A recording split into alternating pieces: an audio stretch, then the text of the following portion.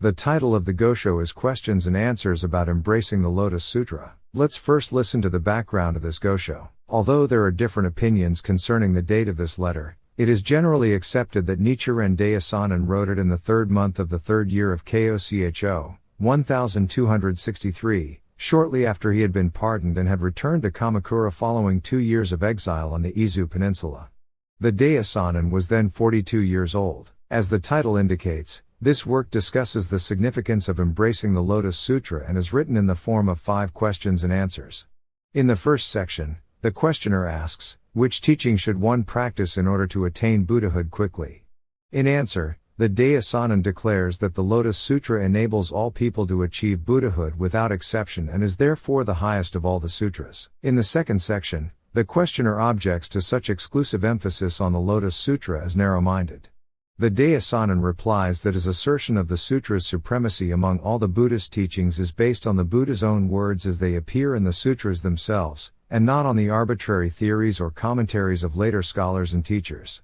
When the questioner points out that other sutras also identify themselves as the foremost sutra or the king of sutras, the Daishonin explains that such statements are relative.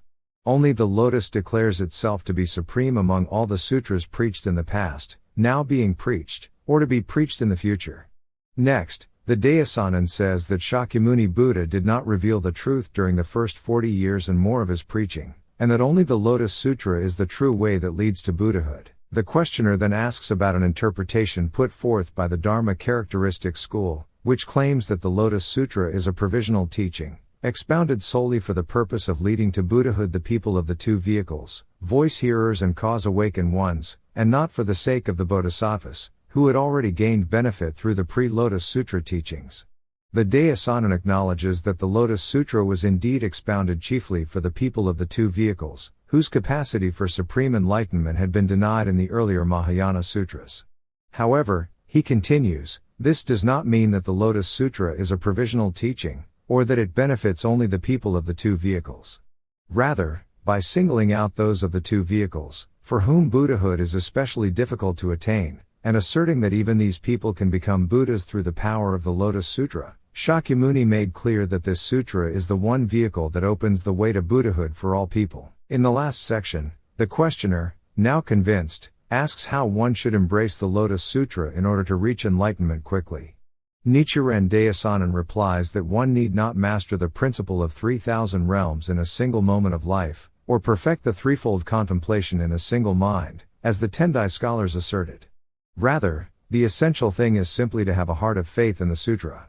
Faith, he explains, is the fundamental cause for attaining enlightenment, and to slander the Lotus Sutra and its votary is an act that invites indescribable misery. A concluding passage of great poetic beauty stresses the fleeting nature of human existence.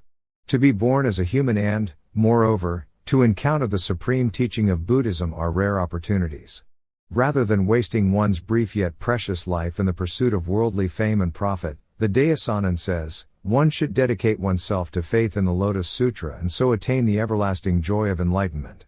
He declares that to chant Nam Myoho Renge Kyo oneself and to enable others to do the same are the most important tasks in this present existence. Although there are different opinions concerning the date of this letter, it is generally accepted that Nichiren Daishonin wrote it in the third month of the third year of Kōchō, 1263, shortly after he had been pardoned and had returned to Kamakura following 2 years of exile on the Izu Peninsula.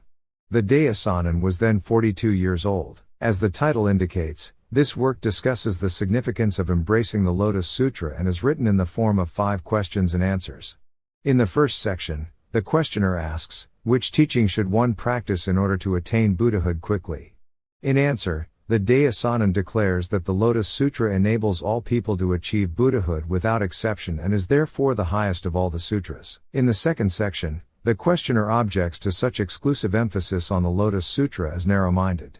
The Daishonin replies that his assertion of the sutra's supremacy among all the Buddhist teachings is based on the Buddha's own words as they appear in the sutras themselves, and not on the arbitrary theories or commentaries of later scholars and teachers.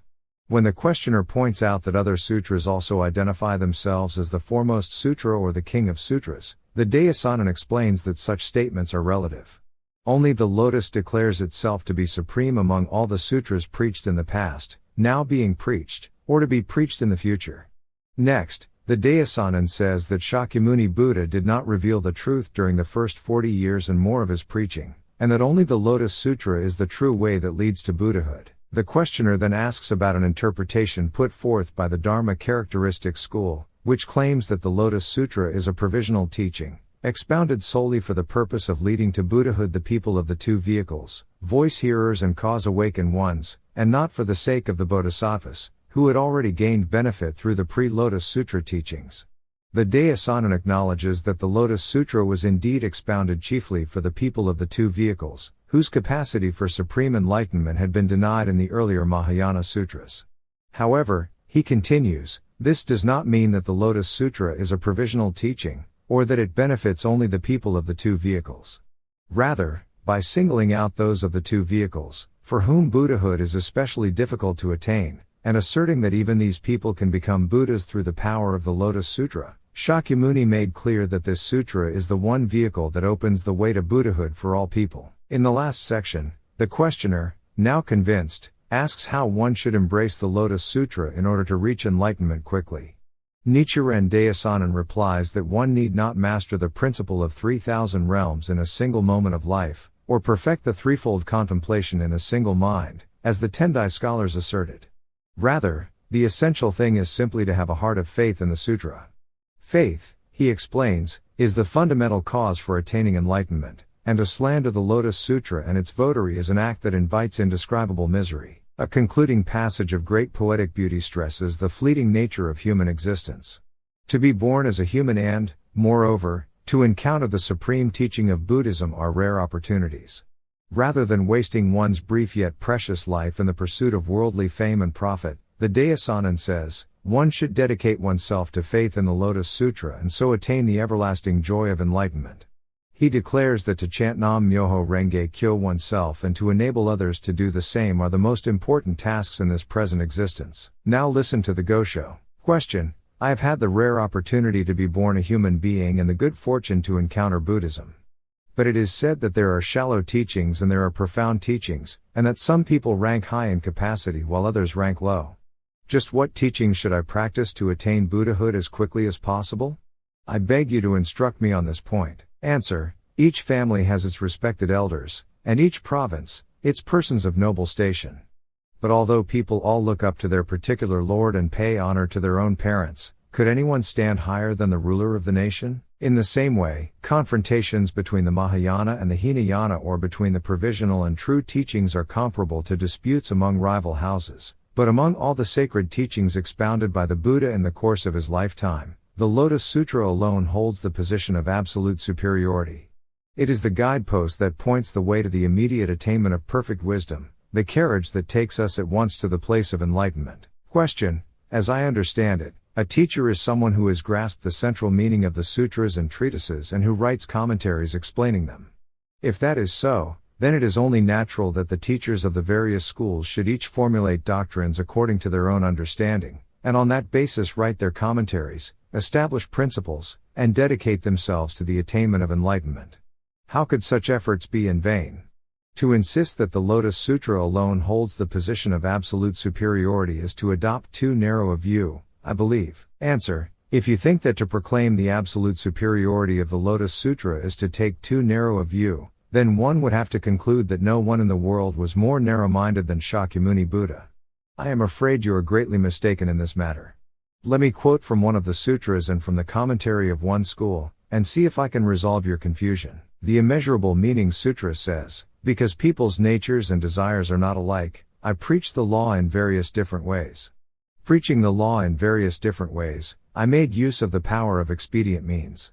But in these more than 40 years, I have not yet revealed the truth. Hearing this pronouncement, Great Adornment and the others of the 80,000 Bodhisattvas replied in unison, voicing their understanding that, as for those living beings who are unable to hear this sutra, though immeasurable, boundless, inconceivable Asamkhya kalpas may pass, they will in the end fail to gain unsurpassed enlightenment. The point of this passage is to make clear that, no matter how much one may aspire to the Buddha way by calling upon the name of Amida Buddha, or by embracing the teachings of the Zen school, relying on the sutras of the flower garland, agama, correct, and equal, and wisdom periods preached by the Buddha during the previous 40 years and more, one will never succeed in attaining supreme enlightenment, even though a countless, limitless, inconceivable number of Asamkhya kalpas should pass, and this is not the only passage of this type.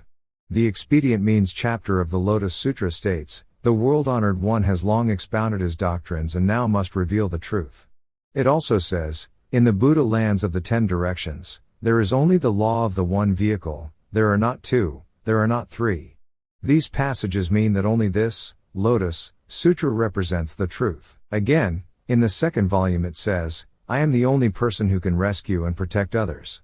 And it speaks of desiring only to accept and embrace the sutra of the great vehicle and not accepting a single verse of the other sutras. These passages mean that only Shakyamuni Buddha can save and protect all living beings, and that one should wish to accept and uphold only the Lotus Sutra, and never even a verse from any other sutra. It also says, if a person fails to have faith but instead slanders this sutra, immediately he will destroy all the seeds for becoming a Buddha in this world. When his life comes to an end he will enter the Avicii hell. This passage means that, if one does not believe in the Lotus Sutra but instead turns against it, one will immediately destroy the seeds for attaining Buddhahood in this world. After death, one will fall into the hell of incessant suffering. Examining these passages, Tian Tai concluded that it was statements such as these that had prompted the words, "Is this not a devil pretending to be the Buddha?" If we merely rely upon the commentaries of various teachers and do not follow the statements of the Buddha himself, then how can we call our beliefs Buddhism?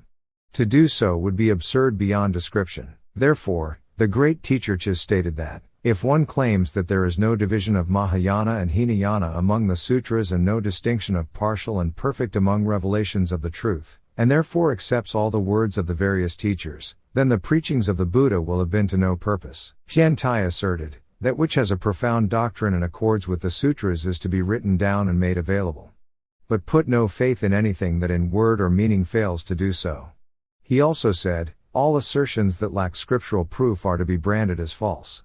How would you interpret such statements? Question: what you have just said may apply to the commentaries of the teachers. But what about the sutras preached before the Lotus Sutra that state, this is the foremost sutra or this is the king of sutras? If one were to go by what you have said, then one would have to reject these pronouncements, which are the words of the Buddha himself. Is this not so? Answer: although these earlier sutras may include such statements as this is the foremost sutra or this is the king of sutras, they are all nevertheless provisional teachings. One should not rely on such pronouncements.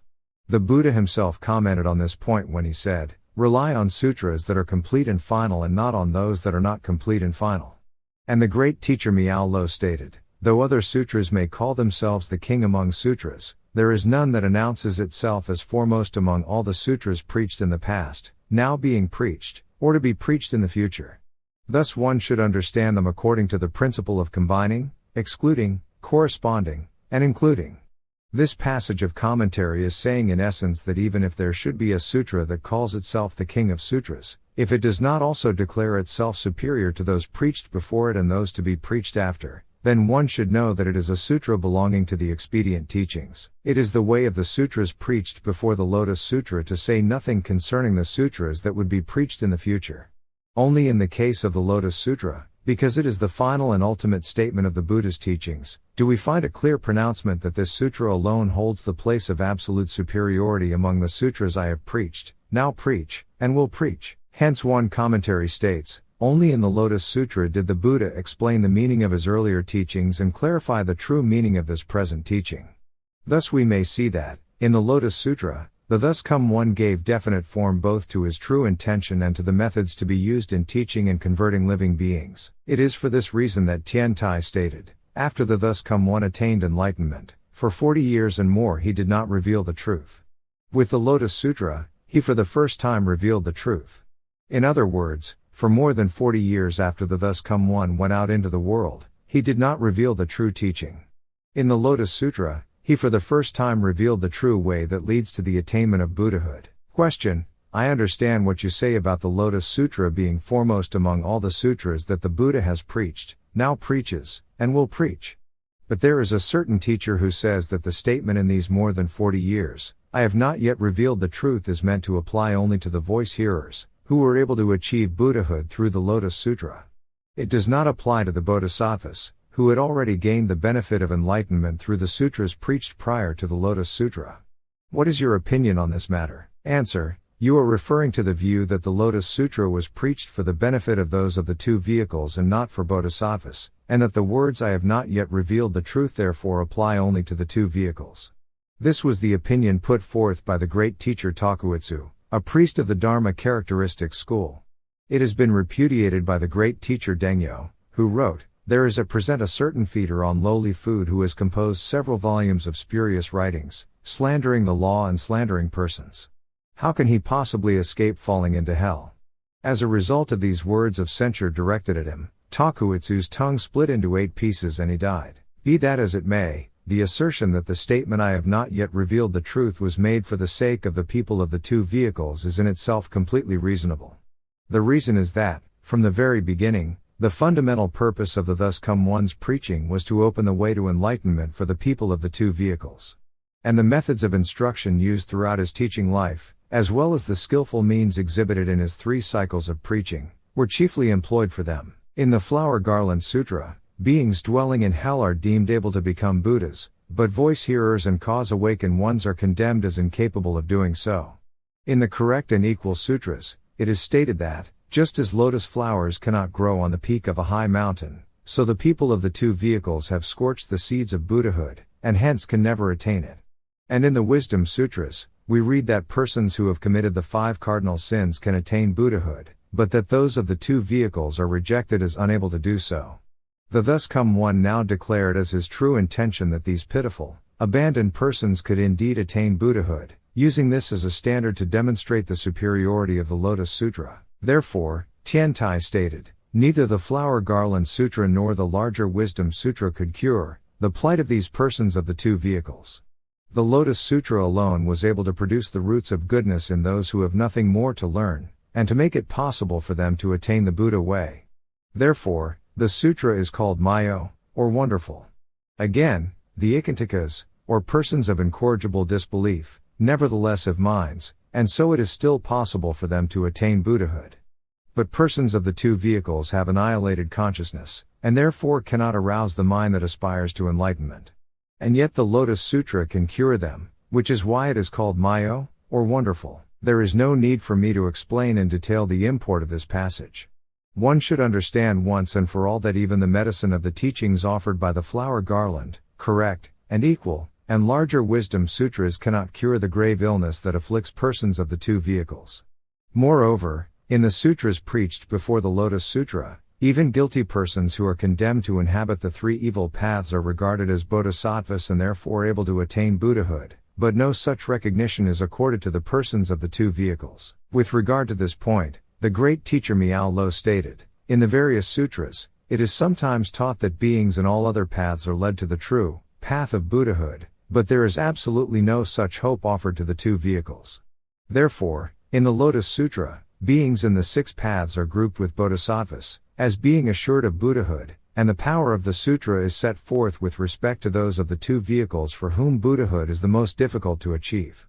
Indeed, Tiantai established that the attainment of Buddhahood by persons of the two vehicles is proof that all living beings without exception can become Buddhas. Could one think it difficult for an asura to cross the great ocean?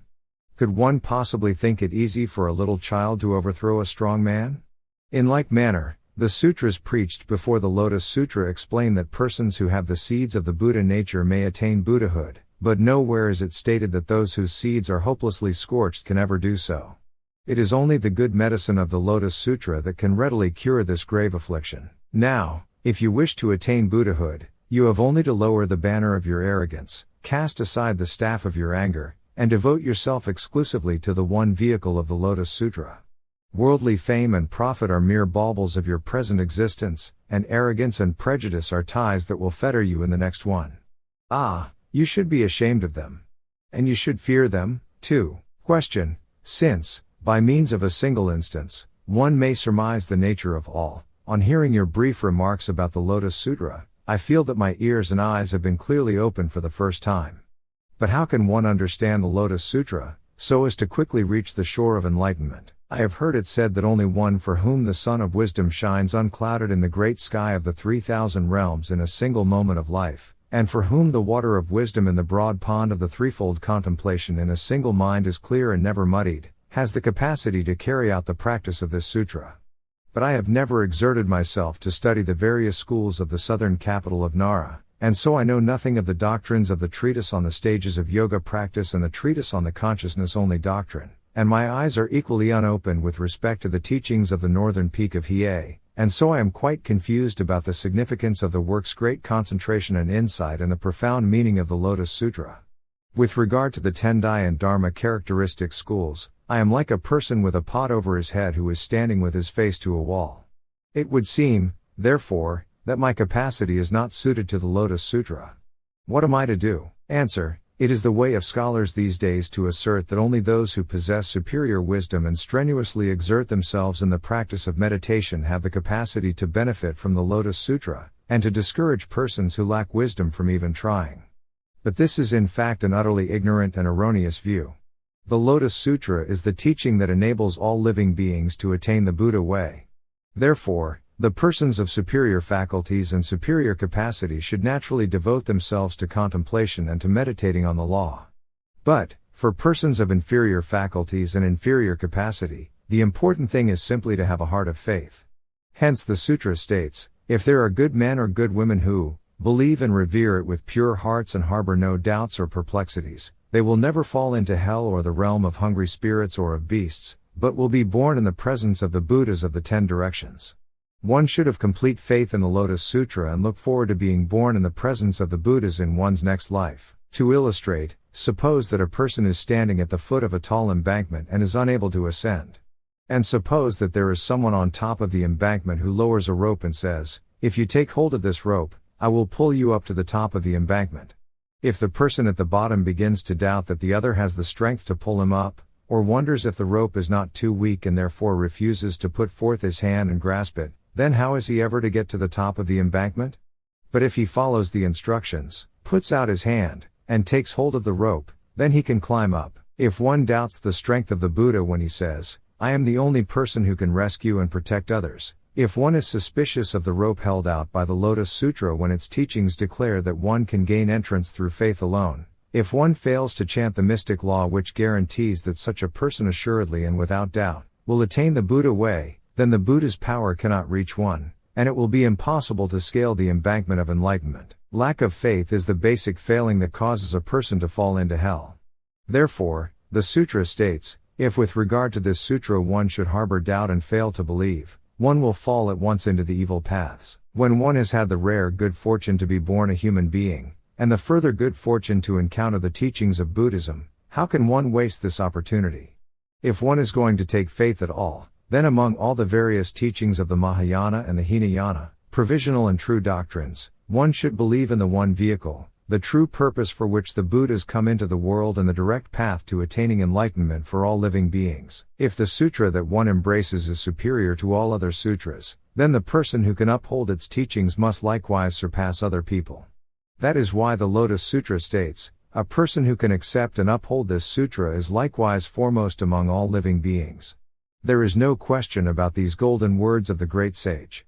And yet people fail to understand this principle or to examine the matter, but instead seek worldly reputation or give way to suspicion and prejudice, thus forming the basis for falling into hell. All I wish is that you will embrace this sutra and cast your name upon the sea of the vows made by the Buddhas of the 10 directions, that you entrust your honor to the heaven that is the compassion of the bodhisattvas of the 3 existences. One who thus embraces the Lotus Sutra will cause the heavenly gods, dragons, and the others of the 8 kinds of non-human beings, as well as all the great bodhisattvas, to become one's followers. Not only that, but that person's physical body, still in the process of forming causes for achieving Buddhahood, will acquire the Buddha eye of one who has perfected that course, and this ordinary flesh that exists in the realm of the conditioned will put on the holy garments of the unconditioned. Then one need never fear the 3 paths or tremble before the 8 difficulties. One will ascend to the peak of the mountain of the 7 expedients and sweep away the clouds of the 9 worlds.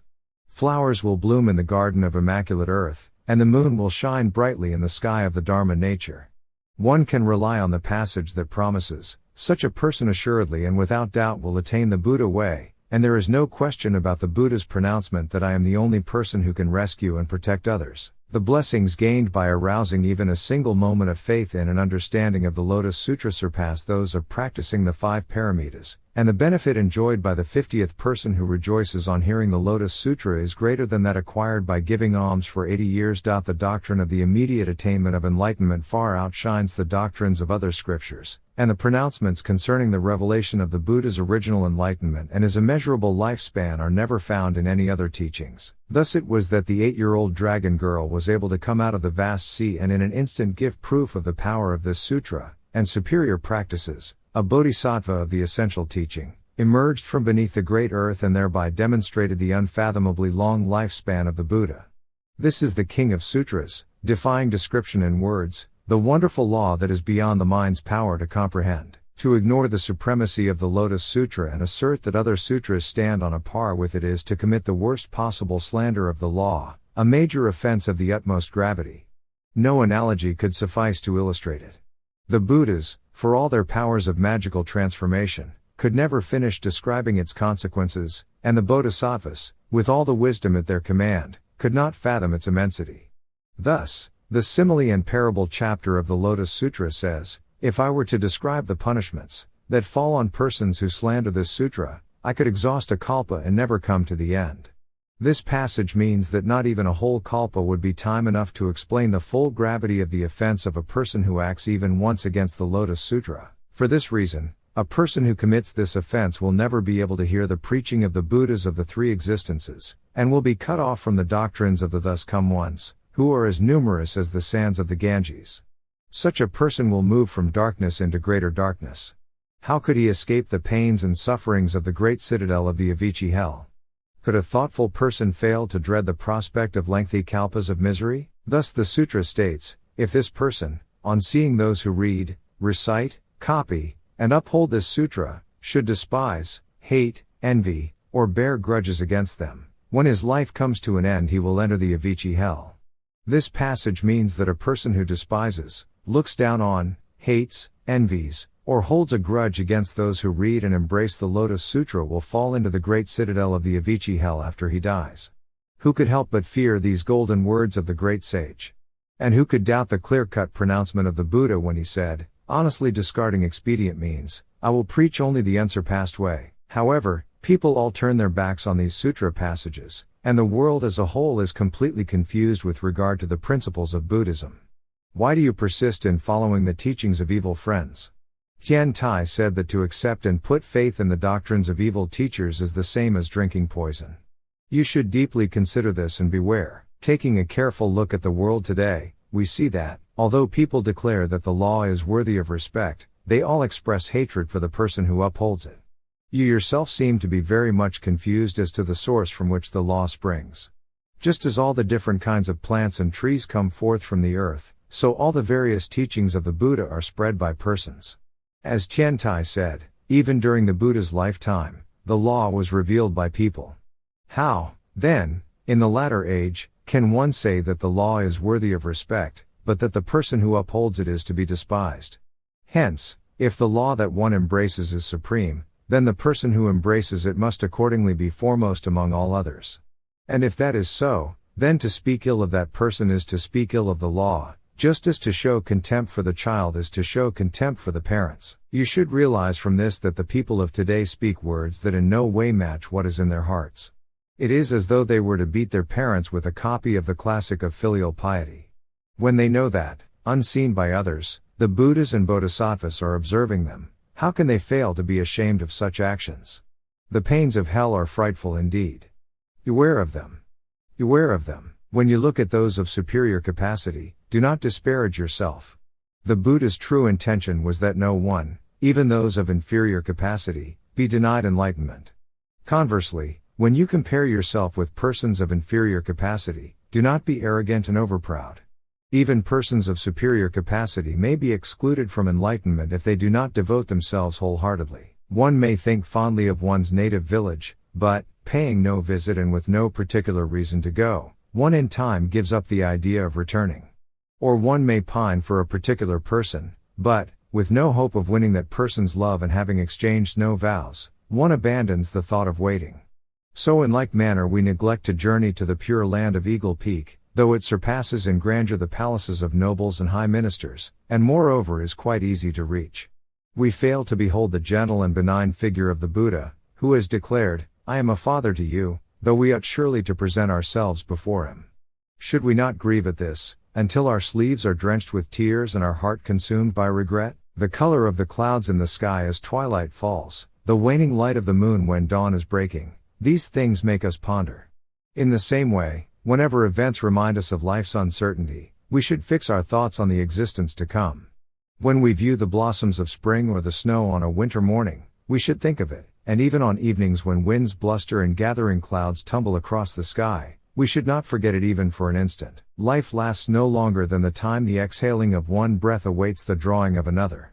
At what time, what moment, should we ever allow ourselves to forget the compassionate vow of the Buddha, who declared, "At all times I think to myself, how can I cause living beings to gain entry into the unsurpassed way and quickly acquire the body of a Buddha?" On what day or month should we permit ourselves to be without the sutra that says, "If there are those who hear the law, then not a one will fail to attain Buddhahood"? How long can we expect to live on as we have, from yesterday to today or from last year to this year? We may look back over our past and count the years we have accumulated, but when we look ahead into the future, who can for certain number himself among the living for another day or even for an hour? Yet, though one may know that the moment of one's death is already at hand, one clings to arrogance and prejudice, to worldly fame and profit, and fails to devote oneself to chanting the mystic law. Such an attitude is futile beyond description. Even though the Lotus Sutra is called the teaching that enables all living beings to attain the Buddha way, how could a person such as this actually attain it? It is said that even the moonlight will not deign to shine on the sleeve of an unfeeling person. Moreover, as life does not go beyond the moment, the Buddha expounded the blessings that come from a single moment of rejoicing, on hearing the Lotus Sutra. If 2 or 3 moments were required, this could no longer be called the original vow of the Buddha endowed with great impartial wisdom, the single vehicle of the teaching that directly reveals the truth and leads all living beings to attain Buddhahood. As for the time of its propagation, the Lotus Sutra spreads during the latter age, when the Buddha's law is about to perish. As for what capacity of persons it is suited to, it can save even those who commit the 5 cardinal sins, or who slander the correct teaching.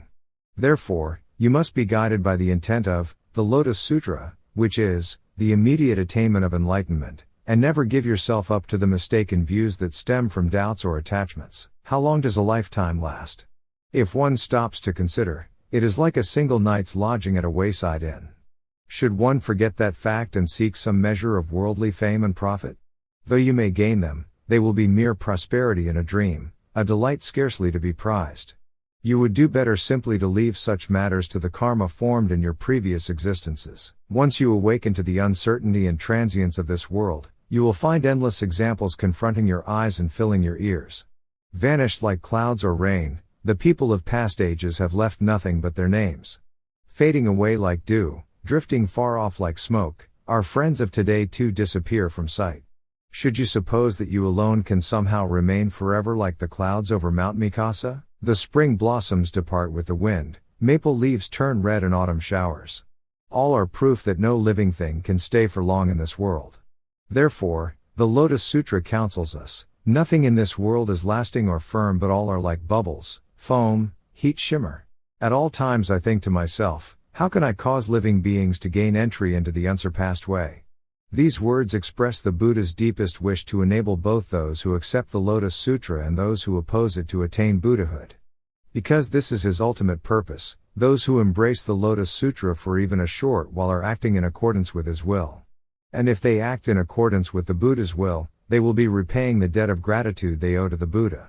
The words of the sutra, which are as full of compassion as a mother's love, will then find solace, and the cares of the Buddha, who said, "I am the only person who can rescue and protect others," will likewise be eased. Not only will Shakyamuni Buddha rejoice, but because the Lotus Sutra is the ultimate purpose for which all Buddhas appear in the world, the Buddhas of the 10 directions and the 3 existences will likewise rejoice. As Shakyamuni said, "If one can uphold it even for a short while, I will surely rejoice and so will the other Buddhas." Not only will the Buddhas rejoice, but the gods also will join in their delight.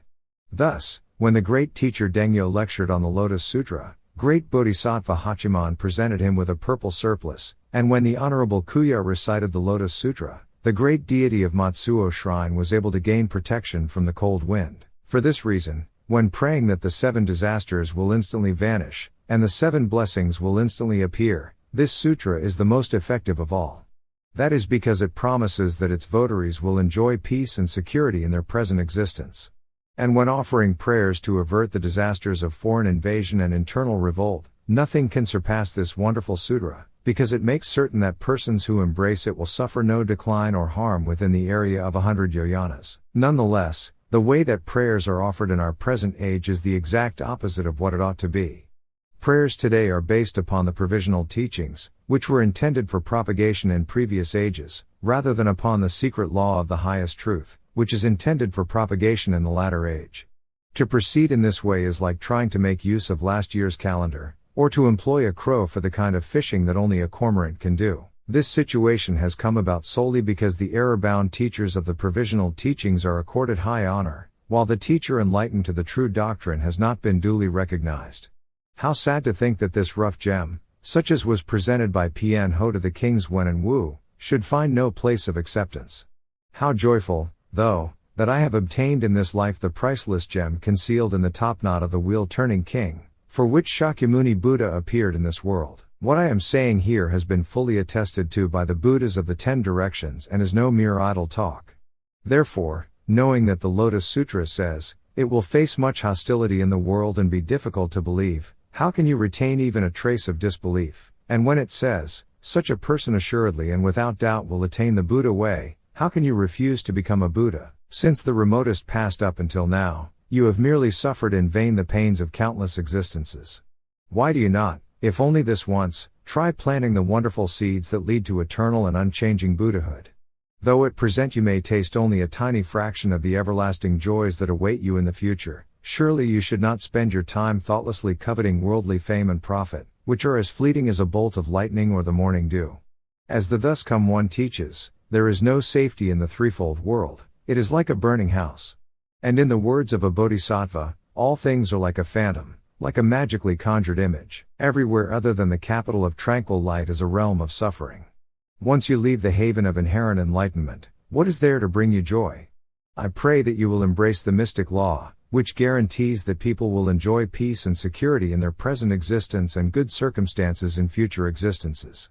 This is the only glory that you need seek in your present lifetime, and is the action that will draw you toward Buddhahood in your next existence. Single-mindedly chant Nam Myoho Renge Kyo and urge others to do the same. That will remain as the only memory of your present life in this human world. Nam Myoho Renge Kyo, Nam Myoho Renge Kyo. Nichiren.